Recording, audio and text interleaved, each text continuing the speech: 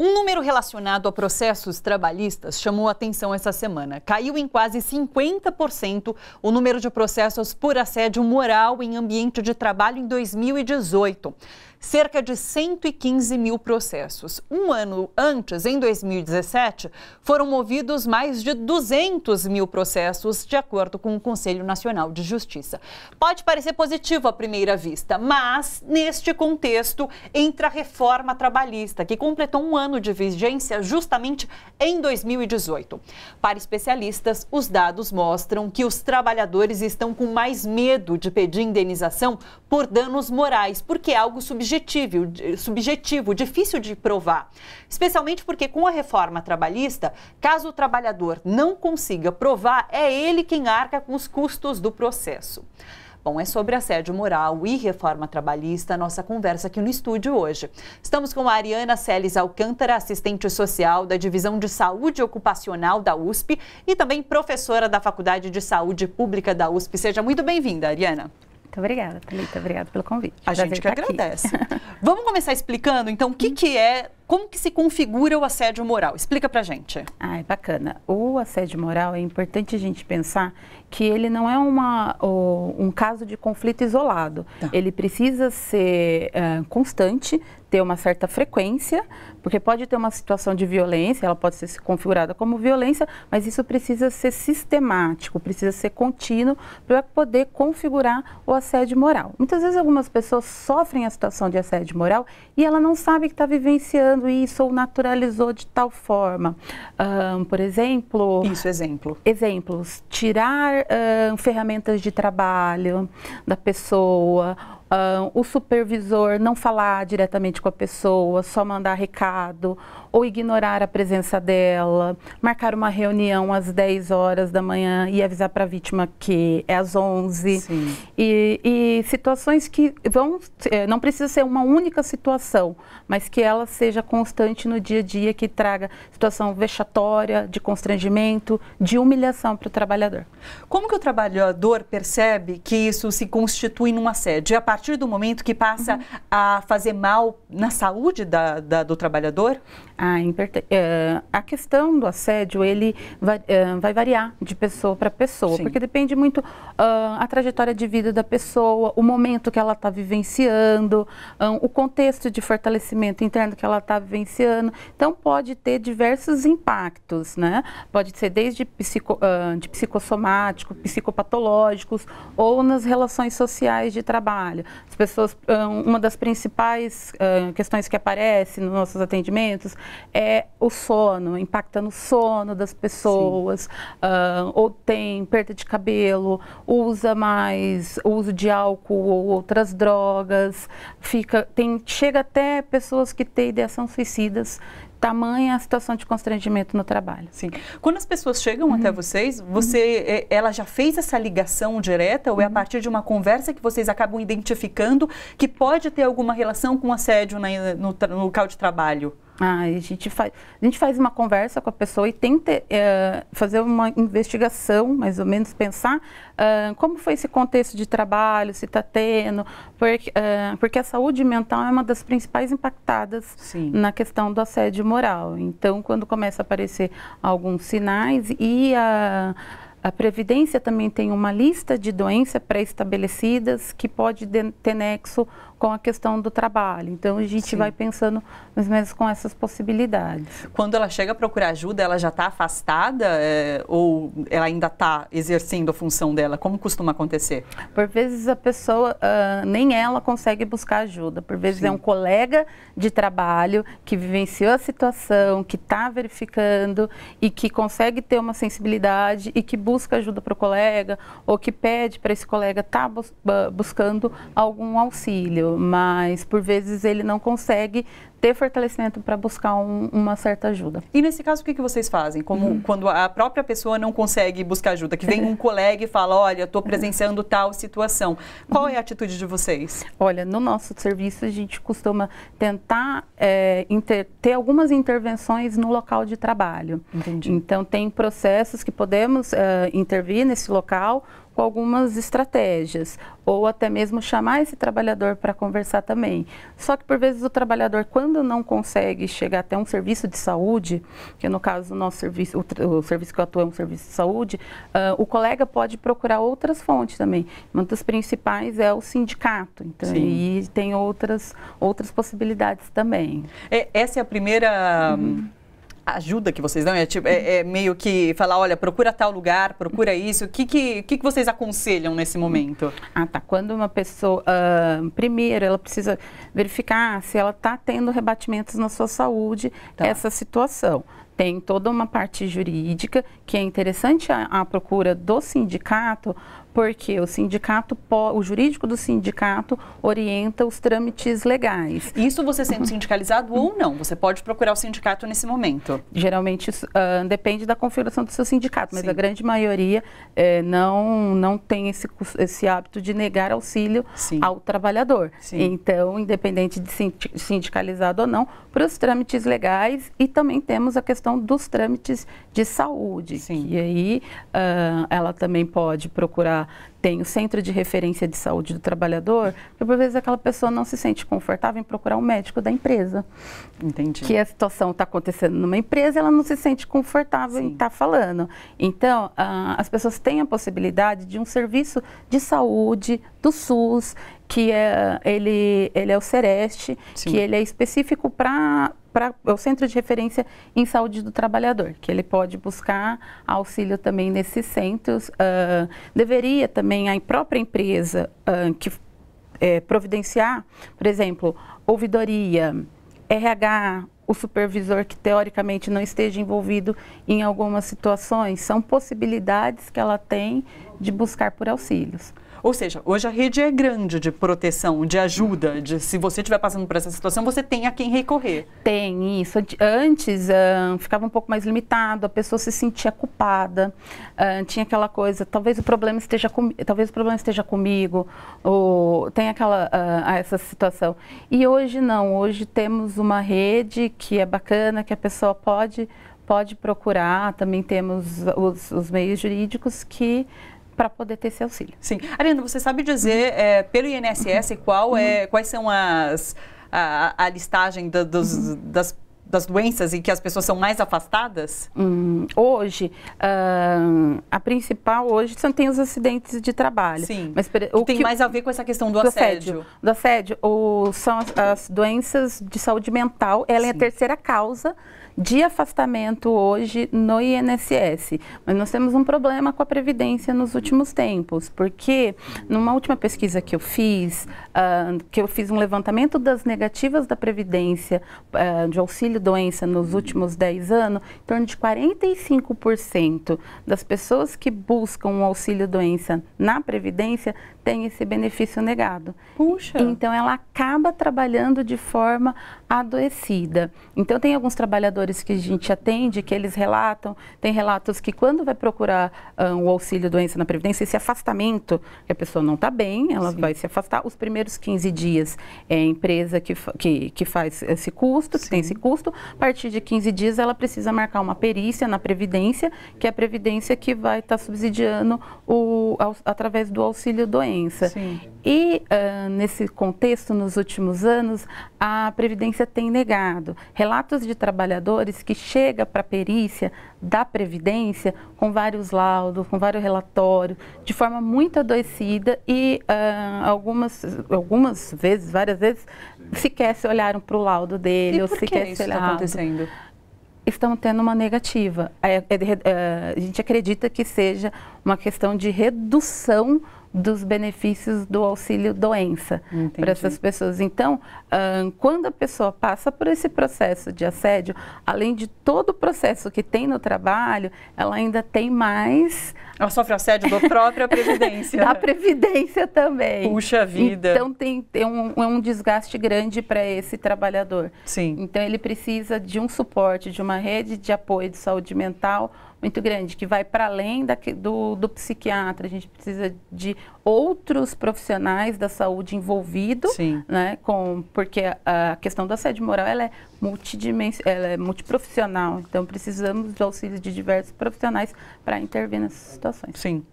Vamos saber agora um pouco mais sobre a parte jurídica disso tudo, então. A gente continua no assunto, vamos colocar nessa conversa o Leonardo Mazilo, que é especialista em direito tributário, previdenciário e trabalhista. O Leonardo tem um outro lado dessa história. Ele dá palestras em empresas sobre compliance trabalhista. Oi, Leonardo, seja muito bem-vindo aqui no Bom para Todos. Muito obrigado aí pelo convite. Leonardo, começa explicando para a gente o que é essa tal de compliance trabalhista. Bom, compliance é uma expressão que vem do inglês e quer dizer conformidade, né? E isso é um movimento que veio de fora, né?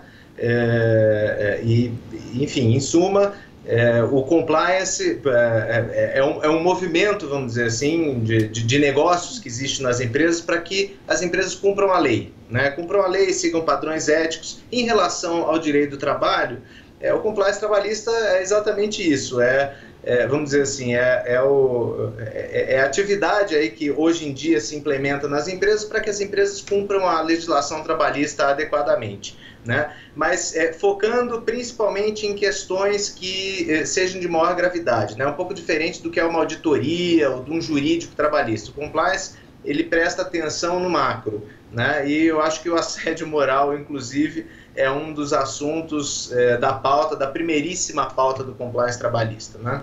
Por que você sente isso?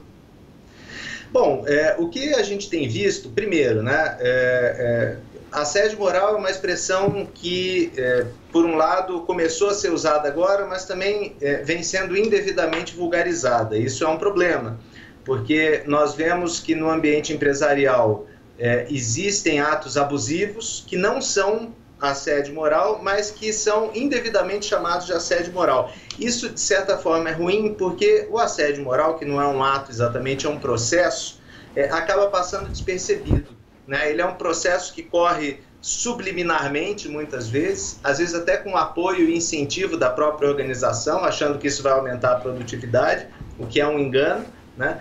E o efeito destrutivo do assédio moral é absolutamente terrível na vida do ser humano. Eu acho que nós temos aí com vocês no programa uma professora, né, da Faculdade de Saúde Pública, aliás, a quem eu também cumprimento, e que pode falar com muito mais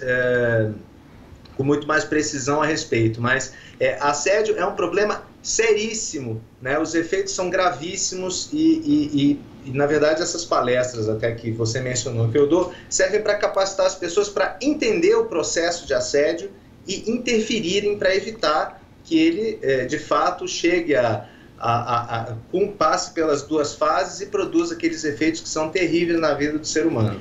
Mesmo porque custa caro para a empresa, ou pelo menos custava, porque com a reforma trabalhista a gente está vendo a diminuição de casos de processos na justiça, justamente porque o trabalhador, por ser algo subjetivo, tem medo de entrar com esse processo. É um pouco disso que você também acha que está acontecendo? Especialistas dizem que sim.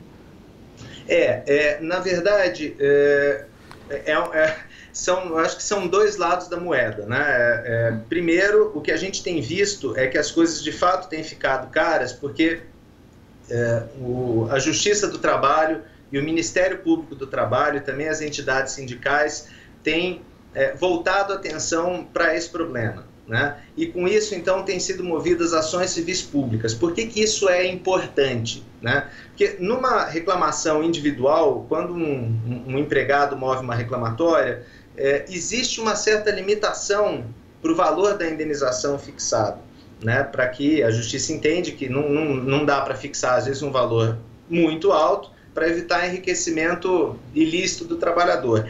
Então, essas condenações isoladas em ações individuais não têm o efeito pedagógico que uma condenação, por exemplo, numa ação civil pública tem, porque os valores da ação civil pública são muito maiores e elas não esbarram nesse problema do enriquecimento ilícito, já que o produto da arrecadação dessas multas é um fundo público de amparo ao trabalhador. Então a gente tem casos, por exemplo, de uma recente condenação em primeira instância que uma instituição financeira sofreu no valor de 800 milhões de reais a título de dano moral coletivo, né? Então, tudo isso pela prática constante que ficou evidenciada no inquérito civil de assédio. Então, ou seja, o problema do assédio moral, por um lado, os trabalhadores, em razão da diminuição de ações, talvez tem um pouco mais de dificuldade. A própria prova do assédio moral é muito difícil de ser feita, né? O assédio moral e o sexual também. Mas, por outro lado, com a capacitação dos profissionais do Ministério Público do Trabalho e da Justiça, tem feito com que essa conta saia cara, né? E as empresas precisam estar acordadas para isso, não só por uma questão de valor, mas também por uma questão humanitária, né? É muito sério o efeito da prática de assédio. Sim. Leonardo, por conta de ser tão difícil provar esse assédio que ele esteja acontecendo, o que você aconselha para o trabalhador que esteja passando por esse processo? O que é preciso registrar?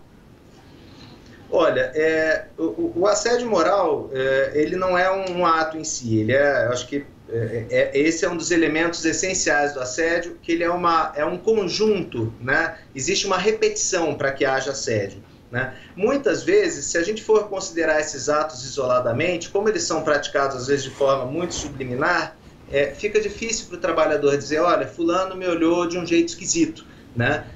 E na verdade isso isoladamente não significa muita coisa. Agora, isso num contexto tem um potencial extremamente destrutivo, né? Então, a gente vê, por exemplo, em relação ao assédio sexual, que no entender de alguns especialistas, nada mais do que uma modalidade de assédio moral, mas de cunho sexual, né? O Ministério Público do Trabalho, ele orienta até os empregados a fazerem gravações, tentar gravar com celular, áudio, para que isso fique demonstrado, né? Por mais que eventualmente possa se contestar a licitude disso, mas como é uma prática de comprovação difícil, porque ou o assédio é feito às escondidas, ou se não ele é feito de uma maneira muito subliminar, então essa é a recomendação do Ministério Público. Mas nós costumamos recomendar aos trabalhadores que procurem juntar o maior número de evidências possíveis. Então, e-mails, né? Às vezes a ofensa no assédio moral se dá por um e-mail não respondido, inclusive, né? Às vezes o agressor trabalha do lado da vítima e não fala com a vítima. Então, o agressor, é o chefe, por exemplo, vai e gruda um post-it na mesa da vítima pedindo para que ela execute determinada tarefa, né? Esvaziamento de funções. Então, assim, a vítima precisa reunir o maior número de evidências possíveis para que fique provada a prática de assédio. E não só a vítima, né? Porque às vezes a vítima, na primeira fase do processo de assédio, que é chamada por especialistas de enredamento, ela sequer percebe que está sendo vítima de assédio. É por isso que é importante a capacitação, porque às vezes essas provas podem ser reunidas pelos colegas de trabalho que estão assistindo aquilo e estão, por estarem de fora, estão entendendo o que está acontecendo, tá? Então, documentos, e-mails, gravações, declarações de colegas também, as pessoas precisam se ajudar para combater esse mal, né? Então, Leonardo, vou pedir para você continuar aqui, eu vou jogar a palavra para a Ariana, você fica acompanhando com a gente, tudo bem? Claro. Porque, Ariana, quando a gente fala em assédio moral, assédio sexual, e nessa sociedade machista que a gente vive, creio eu que as mulheres são as principais vítimas. É de fato? Vocês recebem mais denúncias vindas de mulher do que de homem? O que tem acontecido? Na última pesquisa que eu realizei em uma universidade específica, quem reclamava das piores condições de trabalho são as mulheres e as mulheres negras. Sim. Então, são as que têm as piores. E quando pensa para outros contextos, para além do universo público, temos uma pressão maior em cima das mulheres. Porque tem chefias que chegam a fazer reunião para falar, olha, vocês não podem engravidar. Sim. Controla o horário de ir ao banheiro, não pode ligar para receber ligações emergenciais de filhos. Então, tem várias situações que constrangem ainda mais as mulheres no seu local de trabalho. Porque a mulher é sempre muito cobrada em relação à questão da família e aos filhos, e daí ela acaba sendo uma vítima realmente mais fácil de atingir, né? Bem mais fácil e é mais visada. E, por vezes, ela aguenta porque muitas mulheres hoje é a provedora do lar. Sim. E que ela passa por essa situação por vezes escalada por medo de desemprego e que eles fazem questão de colocar, olha, se você não quiser, tem outras pessoas que querem, ou igual você tem várias outras aí. Então, são frases recorrentes que são lançadas no meio de trabalho. Sim. Agora, Leonardo, você também falou uma coisa que me chamou bastante atenção, que é muitas vezes o assédio moral é praticado pela empresa visando, de alguma forma, maior produtividade, e isso não é real, não é verdadeiro. É isso que você tenta levar para as empresas nas palestras, mostrar essa relação também? Sim, engraçado que o comentário feito com relação às mulheres que são vítimas enfim, tem essa estatística em relação a mulheres negras, mas de fato a nossa sociedade é muito machista, isso é verdade, e eu acho que quanto mais a gente tenta esconder esse fato, né, pior. A gente precisa abrir os olhos, eu acho que a gente evoluiu muito. Eu costumo dizer, meu primeiro trabalho com carteira assinada foi em 94, faz 25 anos. E eu me deparei com uma situação, um contexto totalmente diferente do que nós temos hoje, né? Era um meio extremamente machista, homofóbico, racista. As coisas evoluíram, mas não dá para dizer que essas coisas não existem mais, porque continuam existindo, né? E eu acho que a gente tem que enfrentar isso, né, de frente, né? Enfrentar, obviamente, só pode ser de frente, mas, enfim, com relação à questão do aumento de produtividade, respondendo a sua pergunta, foi feito um estudo em 2015 pela McKinsey, que é, uma empresa grande de consultoria. Esse estudo foi feito simultaneamente no Brasil, nos Estados Unidos e no Reino Unido. E ele, falando de diversidade e inclusão, né, que é o reverso da moeda do assédio, né? A gente tem visto isso até de maneira empírica, mas estatisticamente, cientificamente, a gente tem visto isso também, que ambientes que são um campo fértil para o assédio moral são ambientes de trabalho em que não existe política consistente de diversidade e inclusão, né? Esses dois conceitos que precisam sempre andar juntos, mas ambientes em que diversidade e inclusão são levados a sério, a produtividade aumenta consideravelmente. Então, é óbvio que se você começa a pressionar, você transforma aquele ser humano num objeto e de fato faz com que eventualmente ele se sinta excluído. O caso da mulher, imagina, é um absurdo dizer para a mulher, olha, você não tenha filho.